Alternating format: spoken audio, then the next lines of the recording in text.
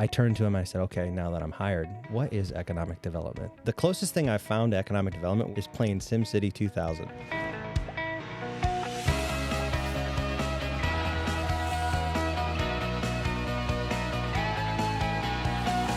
You're listening to the NEI Pioneer Podcast, where we showcase and share authentic stories of Northeast Indiana. In today's episode, we sat down with Steuben County LEDO Isaac Lee. Steuben County is one of the 11 counties that make up the region of Northeast Indiana, and Isaac Lee is the economic director in that county. This episode follows Isaac's life as he went from attending culinary school to launching into the economic development world. He also touches on the hot button topic of cannabis, as his county is squarely between two legalized states. So it's safe to say that this episode covers a lot. So let's get into it. Hi, everybody, and welcome back to the NEI Pioneer Podcast. I'm very excited about today's show. I am Jonathan Sackett, head of MarCom of NEI, and I am joined today with my partner in crime, Ryan Twiss, Vice President of Regional Initiatives here at NEI. And our guest, LEDO extraordinaire. Oh, that's a big title, John. Isaac Lee, Steuben County Economic Development. I asked Isaac to be on the show for a number of reasons.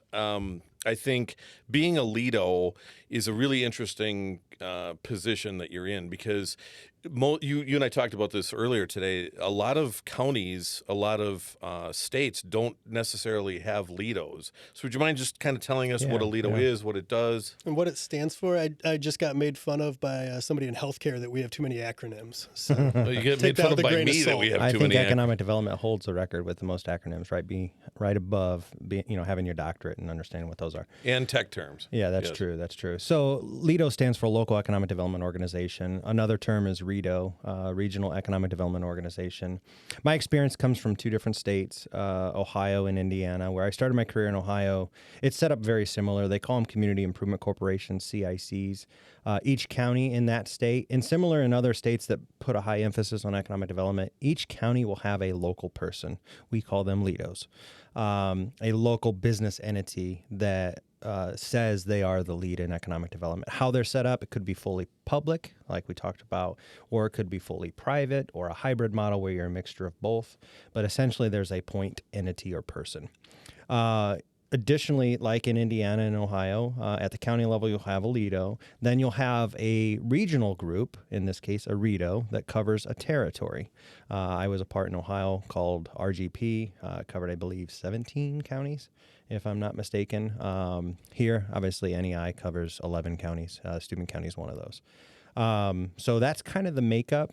Other states take a different approach, but it seems to work best, I believe, when there is somebody with feet on concrete, boots on the floor, if you will, at the local level, to be able to handle the politics, if you will, of working through the minutia of the tax abatements or the TIFs or setting the stage for growth to happen. You need that local point of contact. Regionals come into play when they're facilitating the marketing efforts or the leads, in this case with NEI. And it takes that collaboration between those two entities then to work with the state to secure the project, get incentives, and then ultimately at the end of the day, your community is better for it because you might have a new industry or an expansion of an industry. Well, you and I talked earlier today, and I did not know that you got your start by being a chef. That's what the goal was, I guess. That was an aspiration, actually. I don't know if it was a goal. I was turned off. I mean, so I like food. I like to cook. I don't follow any instructions, and most people hate that. It's like you cook brownies a certain way. Have you met Ryan? Yeah. He doesn't. And I've done my fair share. I mean, I've made brownies look like cakes before because they're just too fluffy. They're good regardless. Is there such a thing? Yeah, so they're supposed to be doughy, but too fluffy, too good. More like a cake. But no, I mean, I didn't know what I wanted to do in high school. I was in the DECA program. I liked marketing, but I mean, I just didn't know what I wanted to do. I played football, ran track. I actually went to the University of Toledo to play football for 1 year to try to figure it out. But before that, I was really like, I caught wind of this program. I went over to the Hyatt in Toledo and took an exam for this school that I had no idea what it was at the time, and scored really high. And they came back and said, "We want you," and had my mom pay the deposit. And of course, this school was Pennsylvania Culinary Arts Institute. I mean, that's one of the U.S.'s renowned culinary schools. And they said, 18 months, you're going to be done. I'm like, that's cool, right? Yeah. 18 months, I'm done. And then they followed that by, well, your 2 work options, which we've got a pretty high success rate, is you're going to be working in a big city, Chicago, New York, something like that. Or you can work on a cruise ship. And I'm like, ugh. Those 2 things aren't really me. I'm a rural boy. I lived in the country most of my life. Either way, you're talking about having a small space to live. Mm-hmm, Yeah. mm-hmm, and I like my space. So I knew those were not for me. So I jumped back in, and being the fact that I took marketing in high school, for me, that was a safe space. So I went back into my undergrad, ended up with a double major, one in marketing, one in human resources, followed that up with an MBA, and kind of fell into economic development, I'll be honest with you. We started this kind of process out interviewing our CEO, Stefan Frigia. Jonathan asked him about how he got into economic development, and his response was, well, nobody comes out of high school saying, I'm going to be an economic developer. No, it's not like I'm going to be a fireman, right? So what was it how do you fall into a role like this? And Wrong place, right time, maybe? Or reverse, maybe. Yeah, right time, wrong place. Yeah. So as I told you earlier, the state of Ohio calls their economic development corporations CICs, right? So I was working in Toledo at the time at a marketing research firm. We've talked about this, John. You're the data guy. I was doing the data meeting. guy. One of my largest clients was Kodak. I was doing all their market research. I wanted something different. We were getting ready to have our first child, and I didn't at the time, I didn't like the drive. So I was looking around. We were living in Defiance, and I came across this company called Community Improvement Corporation of Defiance County. I'm like, oh, that looks interesting. And a lot of the text in it was marketing related. So I applied, had 5 interviews, 3 of which were with the director at the time, who then became a lifelong mentor of mine, who just retired recently in the last couple of years. But anyway, going back to the start of this, on the 5th interview, after meeting with all these folks, I thought they were still yanking my chain. But this last one was with the executive director, and he offered me the position. And I was so giddy to sign because I was going to be back, close to the market, close to my, my starting family, my young child. A lot of it seemed to make sense at the time. And before the ink's dry, I asked the question, the silly question, quite honestly, a stupid question, which I've joked about with my mentor at the time, who's Jerry Hayes. I turned to him and I said, okay, now that I'm hired, what is economic development? I went through 5 interviews with, really quite honestly, BSing my way through what I thought economic development was. Notice the smile on Ryan's face. Yeah. Right there. So, it was just that. Most of us fall into it. But have you figured it out yet? I think I've got a good pulse, but I will tell you, every week there's something new that comes our way. It's never a dull moment within economic development, no doubt. But it's one of those things where he told me the first 2 things that make a good economic developer are your ability to market and communicate. I added 2 years later after I got into it and learned a little bit more. I was like, well, you've got 2 audiences. You've got an internal audience and an external audience. And the tactics in marketing and communication aren't the same. And we argued about that. But the funny thing about it is Jerry Hayes had a long career in economic development. He, too, also fell into it. He took a sabbatical from Defiance College where he was teaching. And the guy who was doing economic development suddenly passed away. And the board turned to him and said, hey, you're already here. Would you like to be You're a warm body. now? Would you like to get in here and figure this out? Would you like to do it full time? And he's like, oh, sure. He had a business background. So, yes, Ryan, to your point earlier, it's like a lot of us just fall into it. Well, I come from as far away from economic development as you can probably get. But, the one thing that I like about it a lot, aside from my wonderful team. It's quiet. They're all looking at me. They're all looking at me right now. But the one thing that one thing I like about it is I always say we're not selling candy to children, which a lot of the commercials that I've been a part of were doing just that. And I think that there's a causal element to it that I really enjoy. I know that we're helping people. I know that we're not just helping people make decisions and corporations to move or expand or whatever, but we're actually doing good. One of the manifestos that I try to live by is live well by doing good. And I think you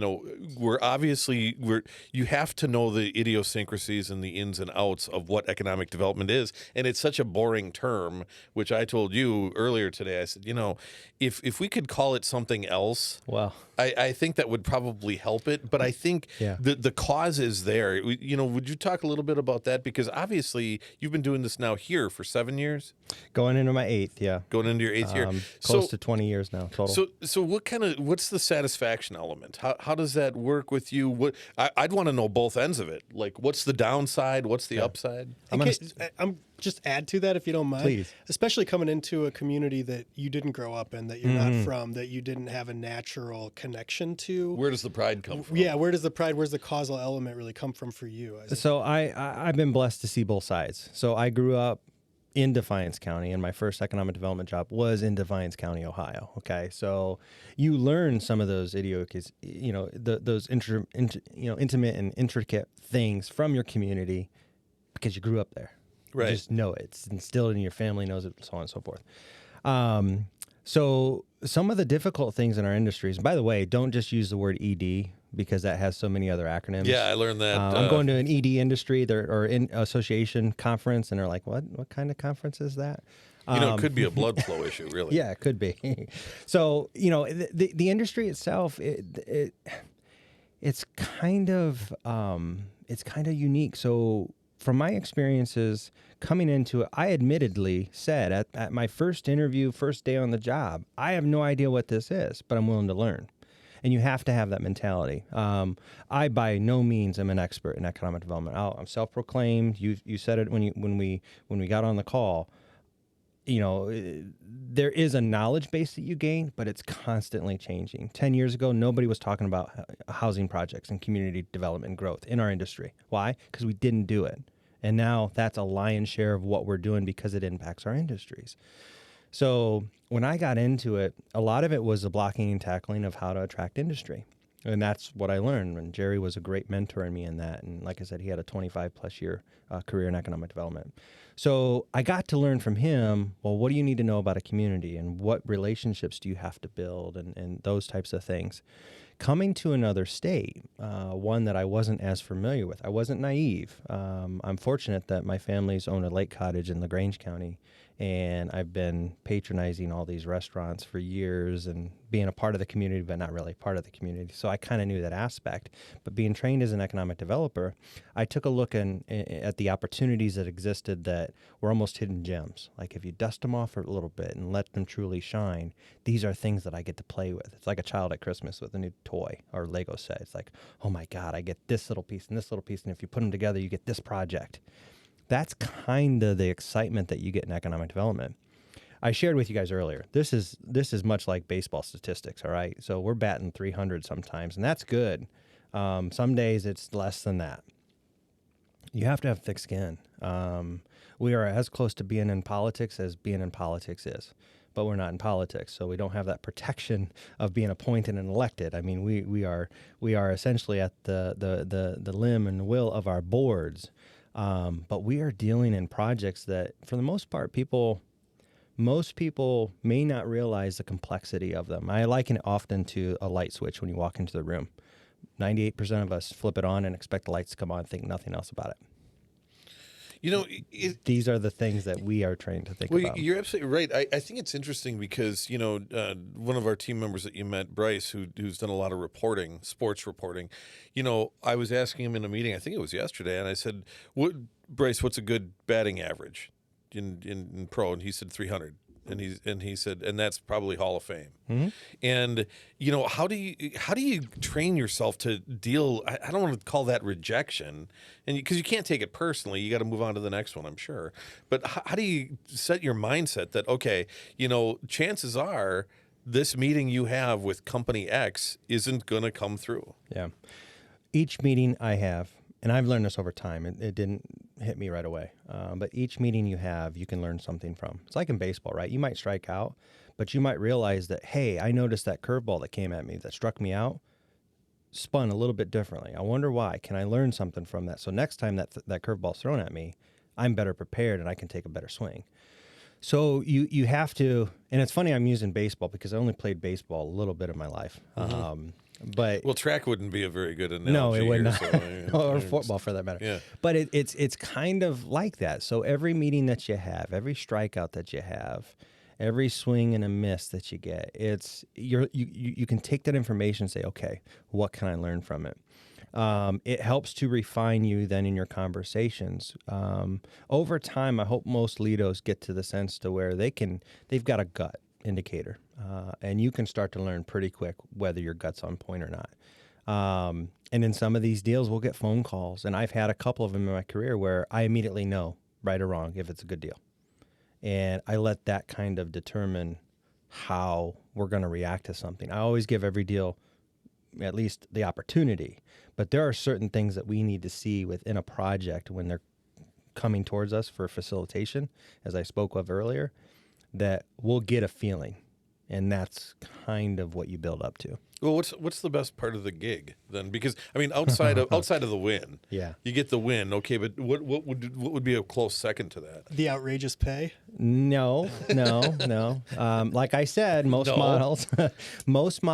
I mean, you're not doing economic development for the pay, okay? There has to be other factors to it. I'm a nonprofit organization, a 501c3. So again, indicatively, we're a servant to the community. You're not making a bunch of money. You'll see a lot of us who start in the industry then go out into private sector. Why? A large part of that it happens to be money. Let's accept Well, plus that. you're building your knowledge base and your portfolio. Mm-hmm. So our head of new business just moved on to That's exactly what happens. yeah. And good luck, good opportunity for them. You wouldn't as an employer hold them back, but it happens. We're in that space to where we can get plucked. So in this space, what other things do you look at? And I relate a lot of this back to my mentor, Jerry Hayes, who got me into this career. He taught me the essence of think outside of the box of the investment. All right. So one of the first projects, there was actually two, and I told you one, I might be able to tell you the other one. But there were two projects that early on in my career illustrated this to me. The first one was GM. I come from a GM town, Defiance. It's a foundry, an iron foundry, excuse me. My grandfather worked there I'm getting a little teary-eyed because that's how profound it is for me. My grandfather worked there for 30 years, retired from there. And Jerry was one who got me involved quickly in economic development, even though my territory was Sherwood and Hicksville. One of the first projects that I got involved in was a transition of that iron foundry plant to an aluminum casting plant. And at the time, it was $189 million first phase expansion. At the time, I had no idea what that meant, right? And this was before EV talks and lightweight vehicles and all this other stuff. But I did know in the 60s and 70s that local Defiance branch and facility had 4,400 people. Today, they employ maybe 650. 600. Mm-hmm. Still the same amount of square foot, if not more, and producing more engine blocks than ever, but at a lesser foot count. Jerry taught me to realize that, well, without that investment in the work that we've done, that facility could be empty.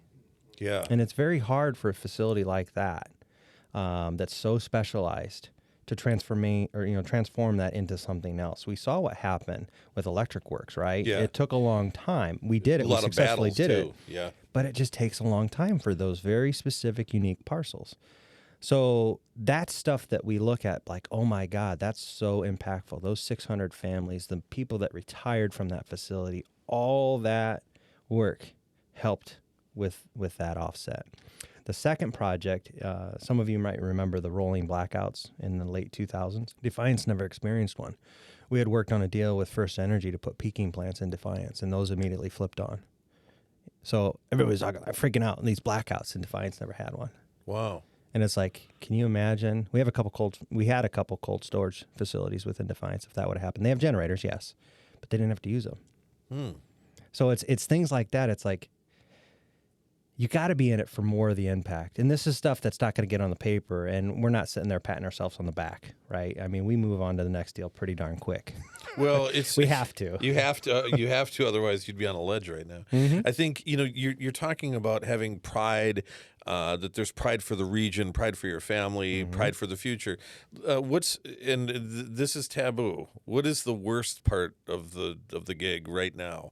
And again, I've been in meetings with you, so I know the challenges that you face every day. I hear it, but there's got to be something that you feel like I don't even have control of these elements of the job, because it's an ecosystem. Yeah. The whole thing, aside from our 11 county region, it's an ecosystem of potential challenges. Yeah.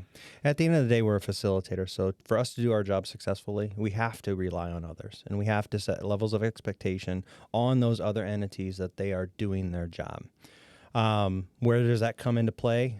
So as we build our communities, I'm expecting my K through 12 systems to bring in a strong curriculum so that the youth wants to stay and they're excelling, right?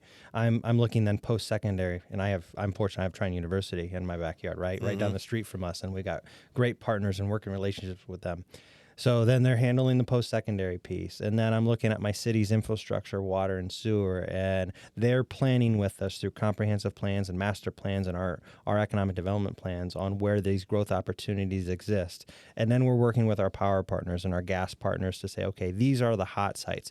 So we rely on a lot of things to happen.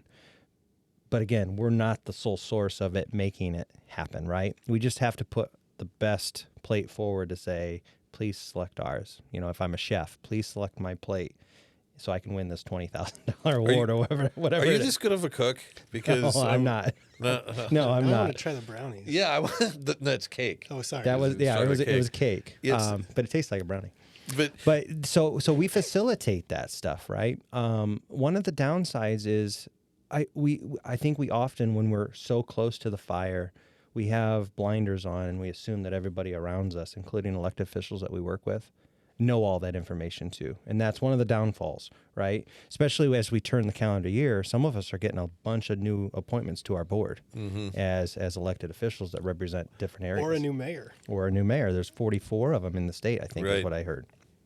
And new you mayor's just first terms. Replaced one in the largest community, and Mayor Hickman had been there for Hickman had been there for 5 terms, so now wow. it's Mayor Dave Martin, and I mean, though he was on council and provost, he's now in a new seat, and each person is different. You got to give them the space to grow in it and run their organization the way they want to. So, you're trying to educate them really while you're flying the plane. You're trying to build the plane as you're flying it, and sometimes, depending on the backgrounds or the knowledge, not to say every situation is like this, but you have to be aware that some of these folks have no idea what a BRNE is. But you're often saying BRNE, all these acronyms.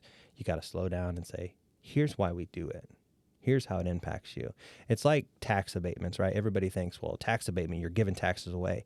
These are taxes you don't collect yet, okay? Without the tax abatement incentive, the project doesn't happen. It's not you're zeroing taxes down to zero.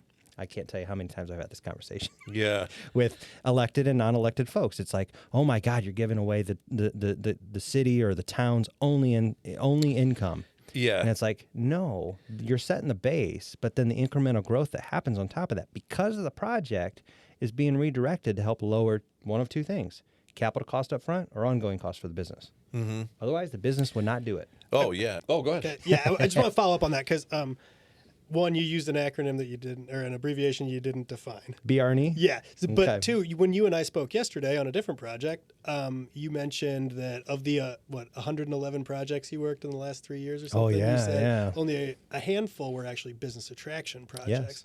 And so we often think, and in our world, business attraction is what we do and what we focus most on. That's what gets in the papers. That's what gets in the, right, no, that's what's magnified. The bread and butter, I mean, the core work that you do, thinking about that defiance, is you mentioned when we were talking earlier, you said 600 families. It's not 600 employees. We're talking about 600 families. So can you talk a little bit about BRNE, what that means, and how important that is to Steuben County? So BRNE, Business Retention and Expansion. I should have explained that before. You can see how easy it gets to roll right through these acronyms. But to that point, 111 projects since 2016 that our organization has worked on. Again, we are not solely responsible for any one of them. We're just a little piece of the puzzle. But only 3 or 4 of those are true attraction projects of new businesses. The lion's share of what rural economic development is about is BRNEs. dealing with your own industries and providing and manifesting ways for them to grow right in your backyard. It's the easiest win you can have, okay? It's like knowing the pitcher's going to pitch changeup, and you're just waiting ready for it, right? It's something like 80% of all new jobs created are by existing employees in a community. Correct. So if I told you out of 111 projects, that's created over 1,300 new jobs in my backyard, these are existing companies that are creating these new jobs, right? So they're already paying in the tax base, that engine's already running, and we're just helping ourselves. The attraction projects come in because, again, that's what gets the papers. Everybody wants that new facility, because they can see it a little bit better. It's a big win. It's more tangible. When an expansion happens at Miller Poultry, especially when they do it on the inside and on the second floor mezzanine, outside you don't see that. And that maybe that's not a good example because they're on the outskirts of Orland. But if you're driving through Angola and you're looking at the expansions that Vestal's done just off of North Wayne, they've got 3 other facilities back on Growth Parkway that you won't see from North Wayne, where they're doing expansions, and they build a 350,000 square foot warehouse and massive investments. This is the stuff that rural economic development thrives off of. I'll take that stuff 9 times out of 10 all day, every day. Hi, everyone. We want to take a quick moment to shout out our podcast sponsors. Now, first, you might be wondering who I am, so let me introduce myself. I am Hannah Hannigan, and normally I'm behind the camera as the videographer, but today I wanted to be in front of the camera to shout out the people who made this podcast possible. Barrett McNagny and Sweetwater Sound are the 2 sponsors of our podcast, and they're both located in Northeast Indiana. If you don't already know who they are, let me introduce them to you. We're going to start with Barrett McNagny. As Fort Wayne has grown, the Barrett Law Firm has grown with it. Founded in 1876, Barrett McNagny is one of the oldest law partnerships in Indiana, and it's among one of the largest just in Northeast Indiana. They have the breadth of experience across a wide range of practice areas to provide you trusted legal counsel where and when you need it. And Sweetwater is actually the one we were able to purchase most of our audio and video gear from to make this podcast. So if you like how this podcast sounds or how it looks, be sure to check them out. Sweetwater, the nation's largest, and I would also add friendliest destination for music gear, is also your one-stop shop for all things podcasting. From audio interfaces, recording software, mixers, microphones, cameras, and lighting, Sweetwater has everything to get your podcast up and running. Enjoy personalized gear advice from their dedicated team of sales engineers, as well as free technical support to get your podcast connected and up and running. Really, what's not to love about that? So whether you already have a following or you're still chasing the next big thing, Sweetwater is going to be the ones to help you create a podcast that everyone will be talking about. So if you're interested in either of these companies, be sure to check out the links in our description. Now, let's get back to the podcast. You know, it's funny because, you know, economic development is not where I come from, and it certainly isn't where Ryan comes from. But, you know, I moved here. We're in Fort Wayne right now, and I moved here from Chicago. And, you know, talking to colleagues of mine, friends from the advertising world, et cetera, a bunch of them have moved into economic development. So an old friend of mine, Michael Fosnot, runs Chicago's economic development now. And he was, you know, president of an agency network called FCB. And the thing about it is that you were talking that earlier that there's not, you couldn't learn this stuff coming into it. So I'm just wondering, like, where's the playbook? Like, we're doing a lot of sports analogies. I've talked about this at Trine University to some of these students because I sympathize with them. I went into college not knowing what I wanted to do, right? And I graduated from college. But you want to be a failed cook. Yeah, I graduated from college with 2 degrees and went into market research. But I didn't think that was where I was destined to be, right? Which is why then I started searching and found economic development, or it found me, one or the other. But I sympathize with these students. And one of the analogies I use, which kind of dates myself, is, you know, the closest thing I've found to economic development where you can kind of learn blocking and tackling is playing SimCity 2000. You remember that game on the PC? Yeah. Now, we don't have a cheat like code. The Oregon Trail. Yeah, it's about as old, yeah. We don't have cheat codes to just generate tax dollars to be able to lay this out. But interestingly enough, there's a lot of similarities there. Now, you don't get into the politics and stuff like that, but laying out your communities, I've often, and this is the nerd in me, I still have that game on my PC. It's actually sitting right over by Ryan. And every once in a while, I'll just turn it on and kind of, it's a way for me to refresh myself for the purpose of what we're doing without all the other things causing confusion. It's like planning, facilitating is really what we do, right? So past that, I mean, yes, you can go in and get certifications from International Economic Development Council, which I'm hopefully sitting for my final test on my CDEC-D in March to get the PIN. There's a few of us in the region that have Stands it. for Certified Economic Development. Yeah, CDEC-D, Certified Economic Development Director. Guys are going to give me whiplash with these definitions. So, Well, and I think it's interesting that I always think that we put things into a bowl so it's more palatable, you know what you're dealing with.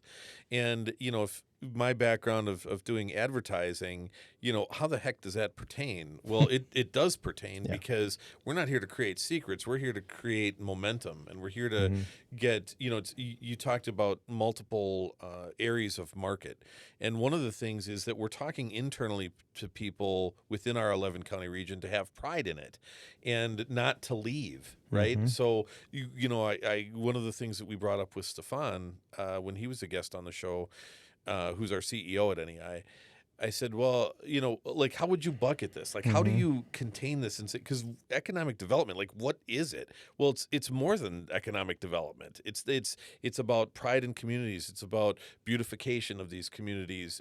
We had done, prior to me coming here, you guys had done the mural fest and things like that. And I know there was some contention about that, but it still all marries up to one master plan, right? Where do you fit into the 11 county region? How do you attract people? And how can you still feel good about, okay, we didn't win this, but I did a handoff to one of the other LEDOs in the 11 counties. Can you talk a little bit about that? Because my question really is, if you don't win and somebody else in the 11 county, one region does win, I mean, it's still a victory. So maybe this comes from my understanding and passion for marketing. And I'm going to come back to the point you just asked about, if it doesn't happen within Steuben County, do we still benefit? But where I look at it differently comes from the old AMA definition of marketing, what it is, right? And I'm surprised that I still know this, but I got to give credit to my DECA student or my DECA teacher in high school, Jeremy Nadler. The process of planning and executing the conception, pricing, promotion, and distribution of ideas, goods, and services to create exchanges to satisfy individual and organizational goals. You all know I did not read that from anything, right? You complete me. So in that definition, there's like 26 different terms. And I often relate the process of marketing to economic development. What are we marketing? Well, a lot of it's intangible stuff, right? It's a community. It's the asset that we have, the infrastructure, so on and so forth. To understand that, you have to also agree that marketing doesn't happen in a silo. No. Right? So county borders only pertains to county government and its taxing entity. Yeah. That's the only ones that care, right? Yes. City borders, towns. The only ones that care are the elected officials, and rightfully so. I'm not discriminating against that, right? But that's why it matters. To your employers, they don't care. As long as they get the employee there on time, they're loyal, they do their job. So the lion's share of the audience that I deal with are those types of folks. So what I know is, again, if marketing doesn't happen in a silo, yes, I want the project to happen in Steuben County selfishly first, okay? If it doesn't happen in Steuben County, I gladly pick any of my 10 counterparts within the 11 county region and say, please take this project, help it, because I know that it will benefit us all.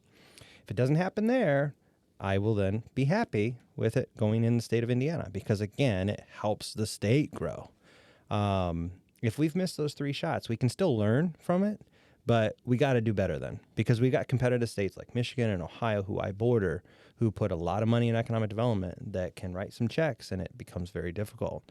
But I am a very much firm believer in a rising tide raises all boats. And if I can help facilitate a project, even though it's not in my county, but it helps the region, I know I'm going to get a ripple effect. Housing, school systems, recreational time in the summertime, which we talked about earlier. Yeah. We're going to have some of that flow. That discretionary spending is going to come our way.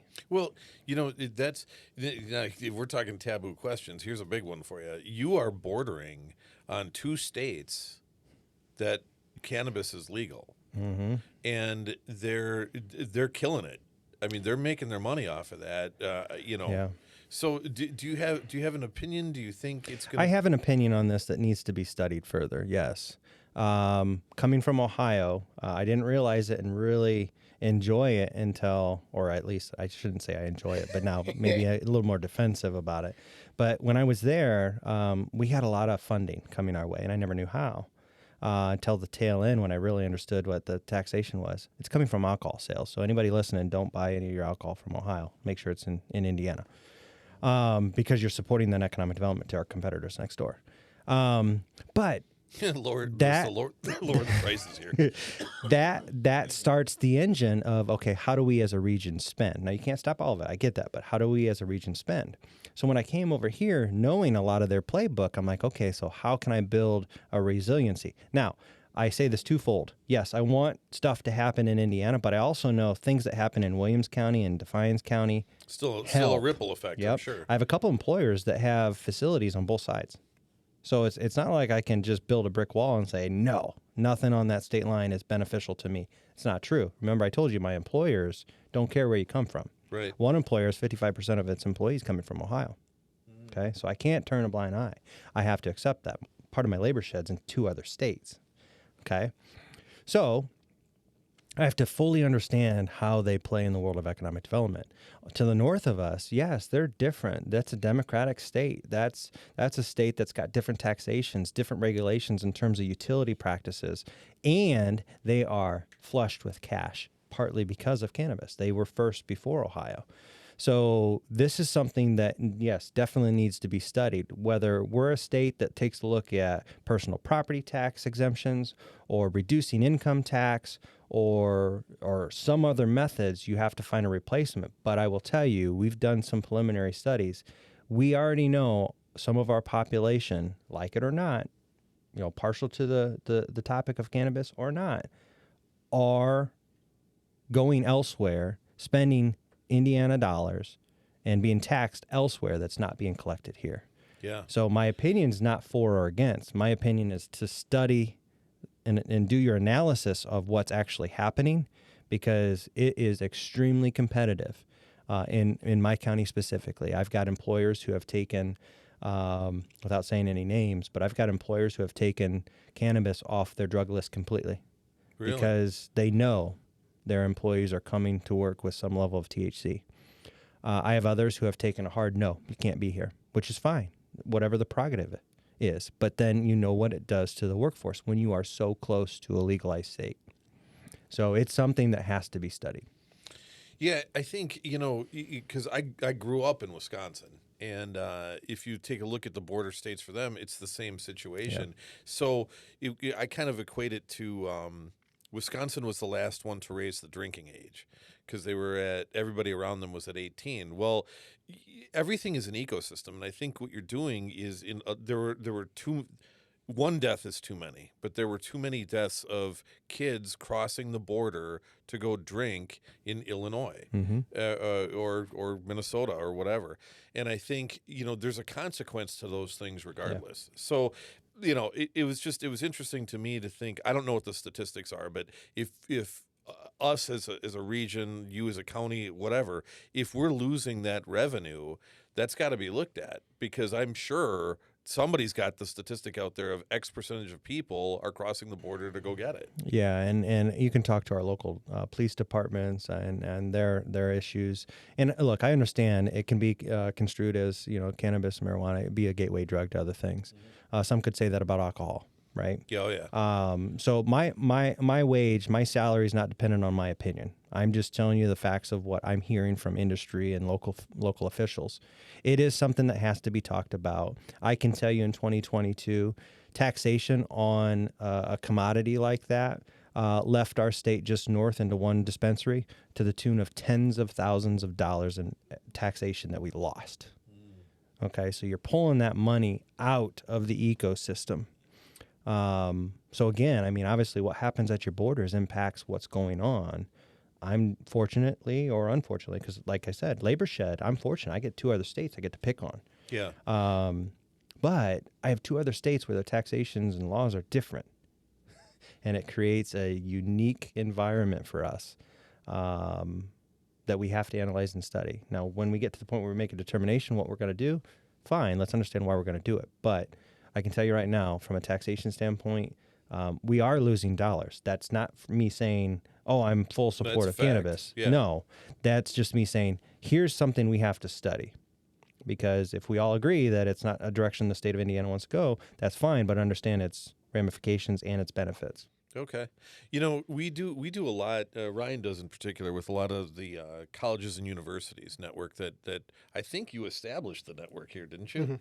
10 colleges and universities are a part of it. I've never seen that type of partnership before, and I think it's wonderful.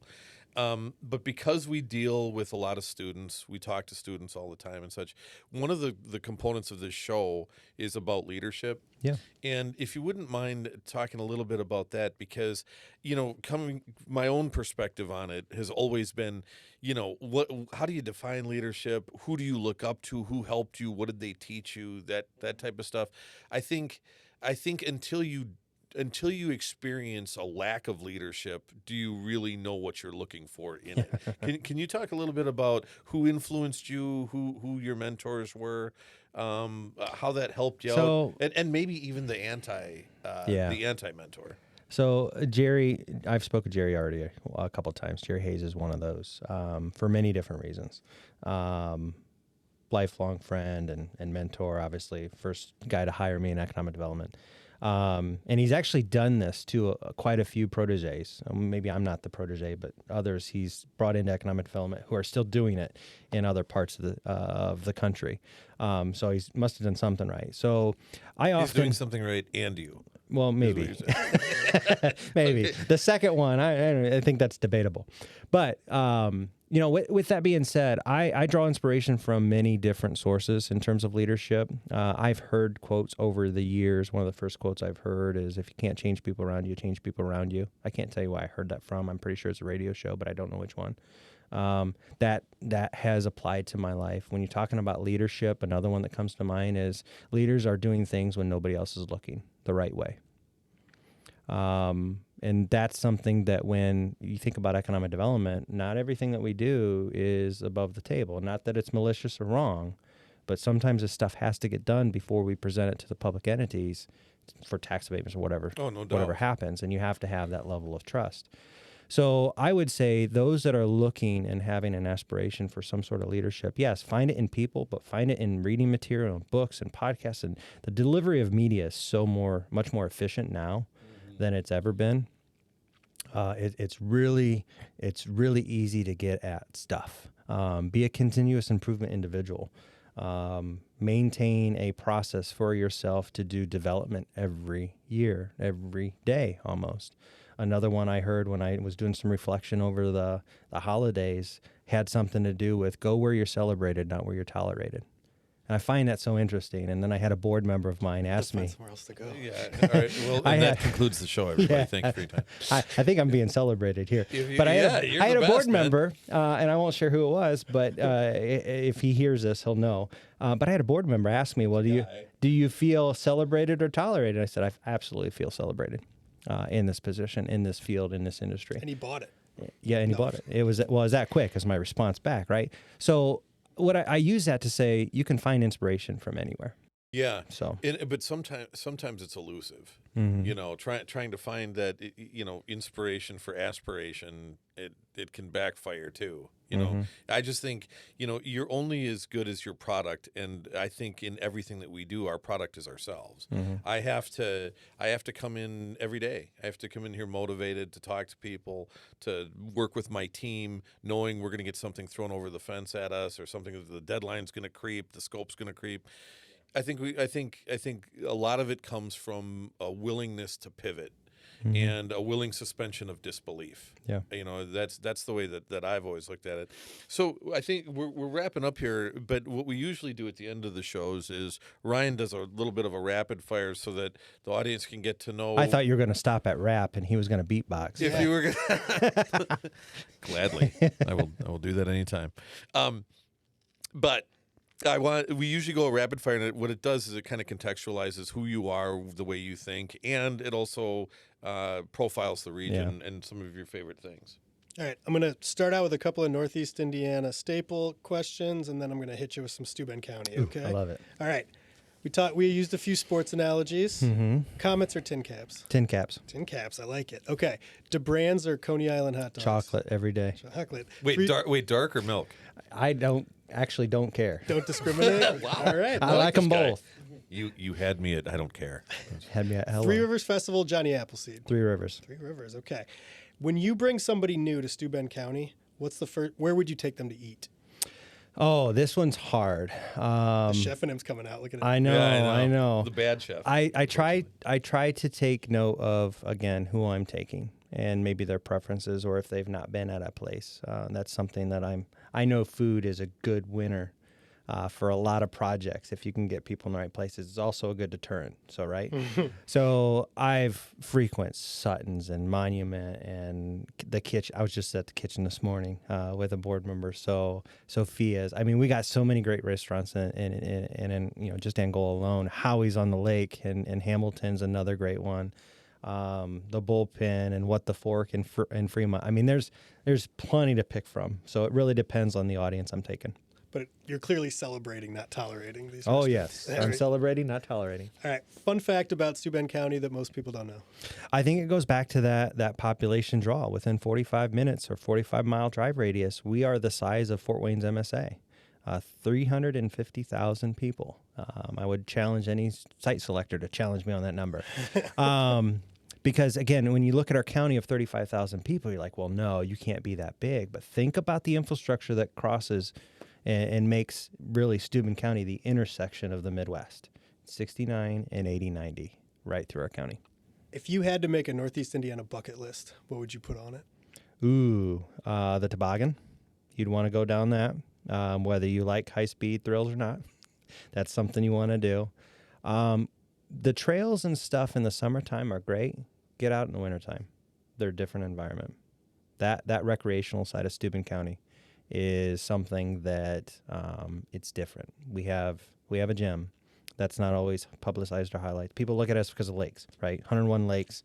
You got pictures of James and George and Crooked Lake and all these other ones that are out there. But they're all in the summertime. And yes, some of them are not pretty in the wintertime. They're dingy and kind of gloomy and, it changes your mood. But there is so much other recreational stuff that happens in and around the lakes that it's beautiful. That does it for me. That's rapid fire. That does it for rapid fire. That does it for... I would say one last comment. You talked about economic development, if I may. I think those that excel in these positions, when we talk about economic development, maybe in other industries too, but specifically in economic development, if you're doing it because of a statistic up on the wall that says, and I'm approaching this one, $1 billion in total deals over my career, if you're approaching it that way, you won't be successful. It has to have something and more meaning. To those that are doing well in economic development, know those numbers, but they're not out toting them. Well, I think that's a great way to look at it. I think I'm constantly talking with my team here about wearing multiple hats, the willingness to wear multiple hats, and also the developing the ability to see around corners, which is tough because especially with you guys, what you're dealing with is a natural and unnatural ecosystem of job opportunities, water supply lines, power supply lines. I mean, you're not just pointing at a building and saying, do you want this? No. Which is probably how economic development started out in the early days, but it certainly isn't that That's anymore. what everybody thinks it is. I mean, they look at a piece of ground and, boy, that would look nice there, but then they don't think about water, sewer, delivery, Consequence, fiber, right? Yeah. labor shed. I mean, there's... Put together a trifold and mail that out to some site selectors. Yeah, it's that easy. It's that easy. That's all you got to do, Isaac. I don't even promise. Well, Isaac Lee, thank you so much for joining us. I wasn't being facetious when I said you are one of my favorite LEDOs, and you were the first one that we interviewed. Appreciate that. And it's Easily top 11 for us. There you go. I like that. Top 11. 12 if you think about it. But as always, thank you for joining us. No really problem. appreciate it. And Ryan, my business partner and my partner in crime, always great to have you here. I really appreciate it. And thank you, everybody, for joining us at the NEI Pioneer Podcast. Don't forget to like, share, do all that stuff once we post this up. And don't forget to recommend us as well. And thank you again. I really appreciate you. Thanks, Isaac. This was awesome. Thank you.